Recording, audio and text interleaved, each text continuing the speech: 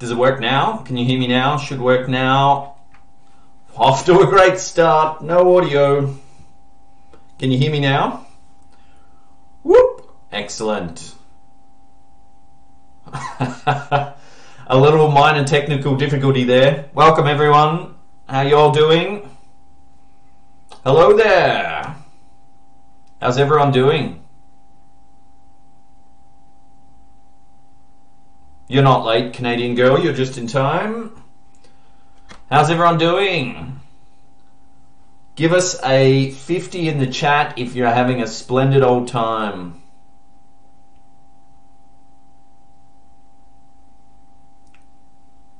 So the reason I'm on camera, we're celebrating our 500,000 subscribers. We hit 500,000 overnight, which is pretty awesome.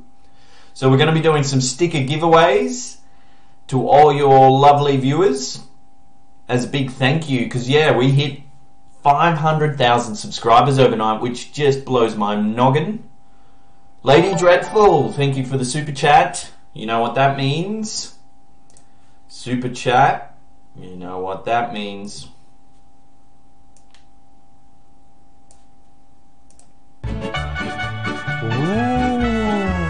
Super chat. Wow.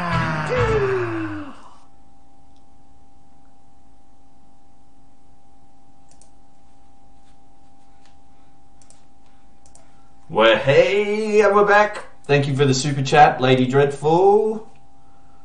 Lady Dreadful, how's your weekend been? What's on the cards? What are you planning on doing? Yeah, Josie, we just hit 500,000 subscribers, so we're doing a little special live stream. We will cut to some usual episodes as we normally do on a live stream, but I'm just going to do a little introduction. We're going to do a sticker giveaway to some of you lucky viewers. Some Slapped Ham stickers will be given away all stream long, so stick around. We're going to do a giveaway now, in fact. Is everyone ready? Let's see if the Nightbot giveaway tool works.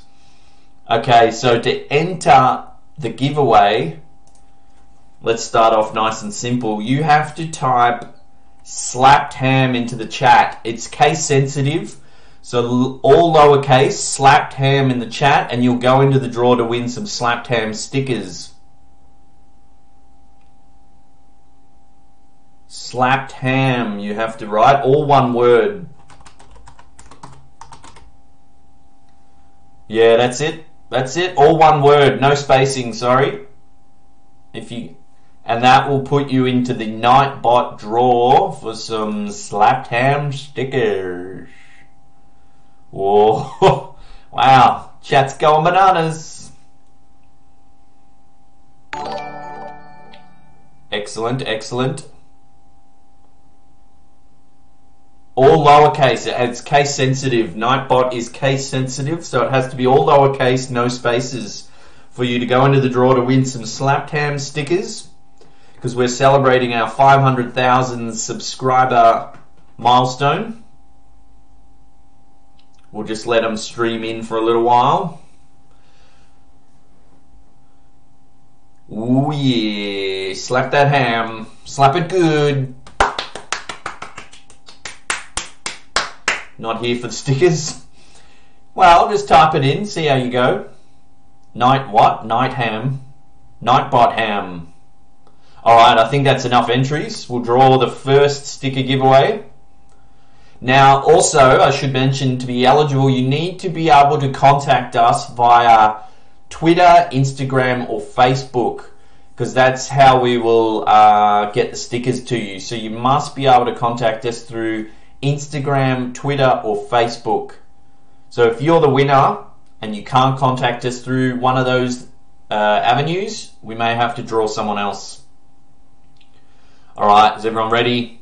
Drum roll, some kind of drum roll. We're going to roll it. And the winner is Brizzy Boy.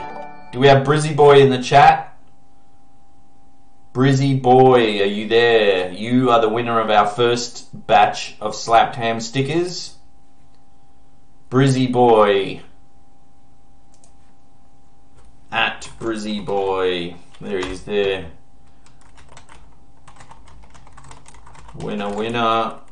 Chicken dinner. Alright, Brizzy boy, do you have the ability to contact us through Twitter, Instagram or Facebook? Let us know in the chat if you can. And then we'll cut to some regular Slaptam episodes as we normally do on a live stream. And then I will intermittently inject my face into the stream and give away some more stickers. We are giving away raw chicken. Facebook, awesome, Brizzy boy. So contact us on our Facebook at Slaptam, or just type in Slaptam. You'll find our Facebook page. Send us a private message, and we will get those stickers out to you as soon as possible. Sick. So we will be giving away more. So stick around throughout the whole chat. I'll be intermittently jumping in and giving away some stickers, so make sure you stick on the chat the whole time. In the meantime, how's everyone doing? Let us know in the chat what your weekend holds for you. What does your weekend hold for you? Beans. Someone's eating beans. Sounds like a good weekend. Why not eat some beans? Why is the live stream buffering? Because Australian internet is powered by a kangaroo and a wombat, and they waft eucalypt leaves at each other, and that's the Wi-Fi. Pink Unicorn working this weekend. That's a shame, but you got to do it. Basically doing nothing. Cold and windy in Geelong. Miss Kate. It is cold. I'm in Melbourne as well, and it is freezing.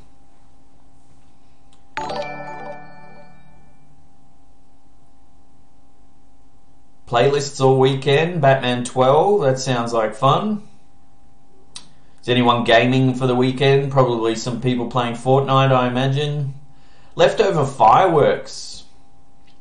That's right, it was 4th of July a few days ago for our American friends. How was your 4th of July? Did you enjoy it? Did you eat some hot dogs? I'm seeing a lot of people eating hot dogs this year. What's that about? Is that a new thing, or do you always eat hot dogs on the 4th of July? Working on fan art, that sounds awesome. That sounds awesome. What's your AFL team, Zara Puglia? I don't actually follow the AFL all that much. I tend to watch cricket a little more, but I don't watch all that much sport in general, really. If I had to pick a team, it would probably be the Sydney Swans, purely because my family tends to go for that team, but it is what it is. I ate burgers and hot dogs. That sounds very patriotic. Sounds delightful. I doodled your profile pic, so keep an eye on Twitter. Sick. Thank you, 5456 Pivot. I'll have a look at our Twitter. Hot dogs and hamburgers are like the American basic foods. Shelby Myers. Writing fan fiction. Adriana Gibson, what sort of fan fiction are you going to be writing? Losing my mind how cold you have it. Super hot in Canada. Nice, Josie. How hot is it in Canada at the moment? Yeah, it is cold here in Melbourne at the moment. I think it's about... Let me have a peek outside. I think it's about 12 degrees Celsius, so I'm not sure what that is in Fahrenheit. Alright. Okay. We will cut to some regular Slaptam episodes now, but I will be coming back to give away more stickers for y'all. So stick around throughout the entire live stream. We'll be giving away Slaptam stickers to celebrate our 500,000 subscriber milestone, which is pretty awesome. So I want to give you all a massive thank you, because it's you guys that why we make this content. You watch each and every week, you give us thumbs ups, encouraging comments each and every week, so that's why we make the content. So thank you all so much for getting us to 500,000. And the next milestone is that big 1 million. I want that gold play button. that big old gold play button. Alright, we're going to be cutting to some regular Slaptam episodes now. Thank you all for watching. Stick around because we'll be giving away Slaptam stickers all stream long.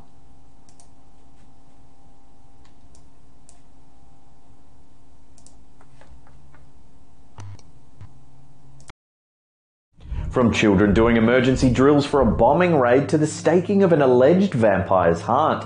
Join us as we take a look at 10 real photos with creepy backstories. This unsettling photo was taken in Liverpool, England in 1941. After persistent bombing from German air forces during early phases of World War II, all UK citizens were issued with a gas mask. Rampant fear of a gas attack on Britain led many schools to run drills with their students. This photo shows young school children learning how to put on a gas mask and file hand in hand to a nearby meeting area. This is Anne Elizabeth Fowler Hodges. She is the first documented human to be hit by a verified extraterrestrial object. Known as the Sylacauga meteorite, this 5.5 kilo, which is around 12 pound space rock, fell into the living room of Hodges on the afternoon of November 30th, 1954. She lay on her couch having an afternoon snooze when the meteorite crashed through the roof of her house. It bounced off a large wooden radio, then smashed into her left hip, causing significant bruising. The event garnered worldwide media attention and soon a bitter ownership battle broke out between Hodges and her landlord as to who owned the meteorite. Offers of up to $5,000 were being made to purchase the rock.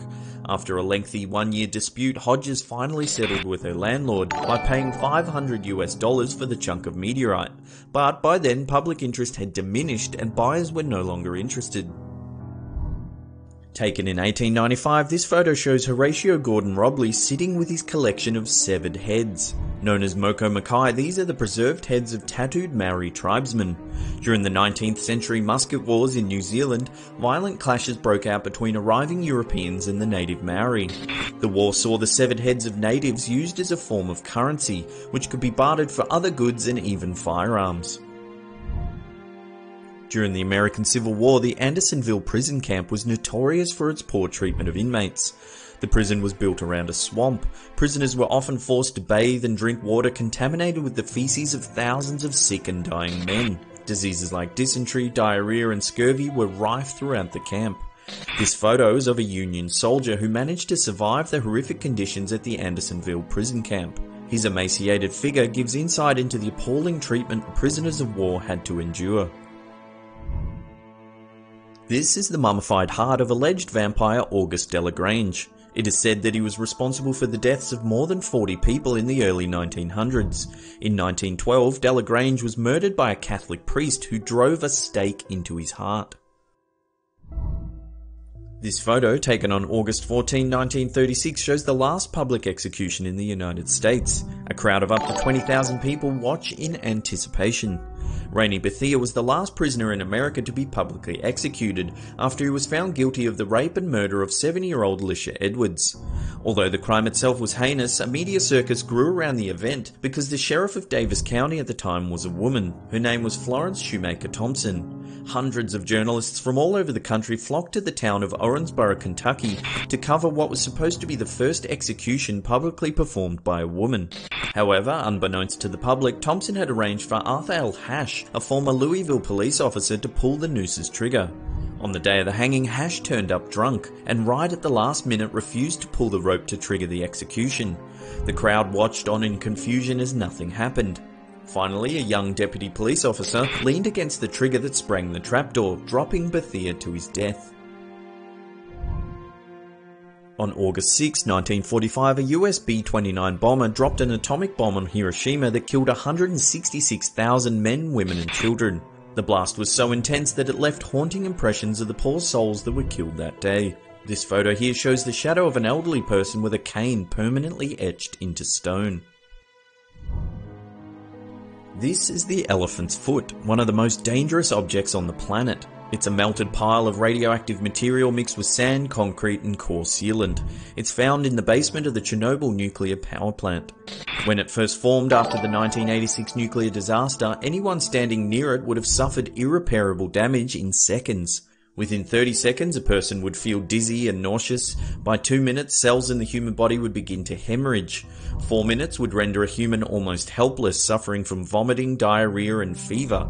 By 5 minutes, a human standing next to the elephant's foot at the time of formation would have been exposed to a lethal dose of radiation and would have died within 2 days. This photo was taken many years after the disaster when radiation levels had dropped. Interestingly, this photo is grainy because of the radioactive fallout. This is said to be the post-mortem photo of a young girl who committed suicide by drinking her own blood. Loana Contanescu lived in a town called Timisoara in western Romania around the turn of the 19th century. She was known to practice a very old religion known as Zoroastrianism, which has roots to pre-Muslim Iran around 600 BCE. Rumours spread that Loana was a witch. In October 1909, things got out of hand when 2 local Christian preachers and their wives rallied a mob around Loana's house. They dragged her from her home and beat her with sticks and rocks. She managed to survive and was admitted to hospital. Doctors tended to her wounds and released her 2 days later. Several days after her release from hospital, Loana Contanescu was found dead. Witnesses claim her body laid at a makeshift altar. Bunches of herbs and incense scattered about the room. Strange esoteric symbols were written on the walls. A local coroner found lacerations on her ankles and wrists and pronounced her cause of death to be hemochromatosis. It's thought that she consumed several goblets of her own blood and died from a toxic amount of iron. It's hard to verify this story as there's very few historical documents referencing the life of Loana Contanescu. Some critics have noted that if that is Loana in the photo, why doesn't she have any signs of the mob beating she received just days earlier? Others have suggested that Loana managed to restore her physical appearance through the ritual imbibing of her own blood, but willingly passed through to the afterlife. From here, the story has a strange twist. The 2 preachers and their wives who rallied the mob all died within 1 year of Loana's death. The first couple were burnt alive after a fire engulfed their barn. The second couple were crushed to death by a falling tree while out for a walk. Could Loana's spirit have got vengeance from beyond this mortal realm, or is this story one big hoax? Let us know your thoughts in the comments section below.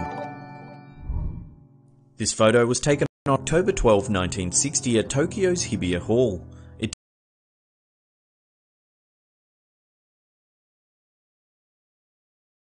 A custom pure for you. Pure.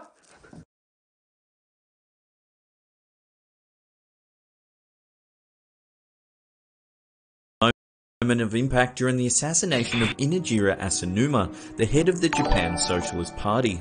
The attacker, seen on the right, is Japanese ultra-nationalist Atoya Yamaguchi. This still image captures the moment he plunged a small sword known as a yaradoishi deep into the stomach of Asanuma.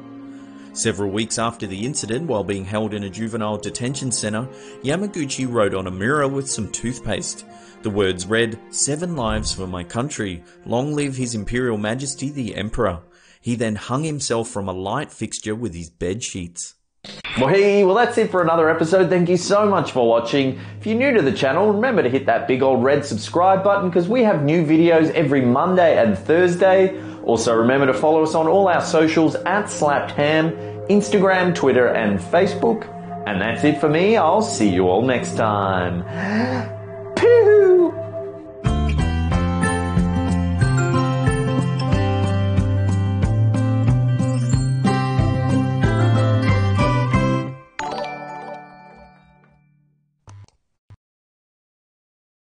How you doing? I'm Callan and this is Slapped Ham. Today we're talking about Sasquatches. From a family of Bigfoot spotted in the Blue Mountains of Washington to possible skunk ape sightings. Join us as we take a look at 7 real Bigfoot sightings that'll make you a believer. And today I want to give a huge shout out to the Pennsylvania Sasquatch research team for helping out with this list. This is some striking footage captured by cryptozoologist Paul Freeman in 1994. While walking in the Blue Mountains of Washington, Freeman discovered some unusual animal tracks. He noticed they were heading in 2 directions, trailing up and down a particular glade on the mountain. This is what he captured on camera. In the footage, you can see a bipedal, ape-like creature walking through the woods. It's covered in black fur and moves with a lumbering gait. The creature looks strong with big arms and a wide back. Freeman pants heavily as he tries to track the animal. Get better picture. Where doggone thing went, it crossed right up there. At one point, it looks as though he's stumbled upon a family of Sasquatches, as there's multiple tracks heading in all directions. Over the years, Freeman claimed he encountered Bigfoot several times while walking through dense woodland in Washington. He even made a plaster cast of footprints he found that contained dermal ridges. The casts were so convincing that some anthropologists considered them as evidence to support the existence of Bigfoot. The 1994 footage is considered by many to be genuine and one of the most compelling pieces of evidence ever recorded. Others, however, think Freeman was nothing but a hoaxer looking for fame and fortune.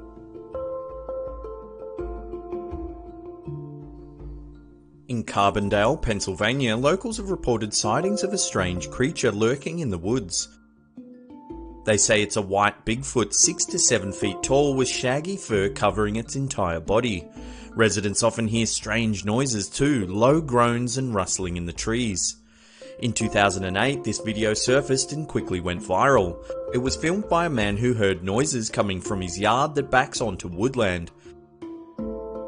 In the clip, you can see a very strange looking creature. It pauses for a split second, then darts off into the darkness. It has deep black eyes, a long cone-shaped head, and is covered in white fur. Analysts have noted that it would be difficult to fake. The figure is unusually tall and has gigantic proportions. It moves quickly despite its large